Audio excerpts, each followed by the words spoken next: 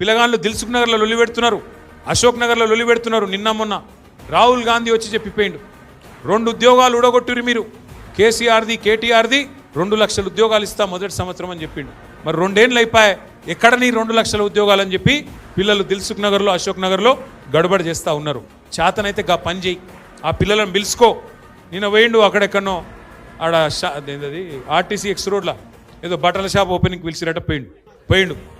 పోతుంటే నేను అడుగుతున్నా, మరి ఇంతపాటి నువ్వు చెప్తున్నావు కదా రేవంత్ రెడ్డి గారు నేను 70,000 ఉద్యోగాలు ఇచ్చినా అని, మరి మధ్యలో ఒక్క నిమిషం అశోక్ నగర్లో ఛాయ్ దాగిపోయినట్టు ఆ పిల్లగాళ్ళ అక్కడికి పోయి ఆడ పోయి కూర్చొని ఏం తమ్మి మరి 70,000 ఉద్యోగాలు ఇచ్చినా ఎందుకు లొల్లి పెడుతుర్రా తమ్మి మీరు మాట్లాడే ధైర్యం లేదా? ఎందుకంటే నీకు తెలుసు నువ్వు 70,000 ఉద్యోగాలు ఇచ్చింది వాస్తవం కాదు, నువ్వు ఇచ్చింది 10,000 కూడా కాదు.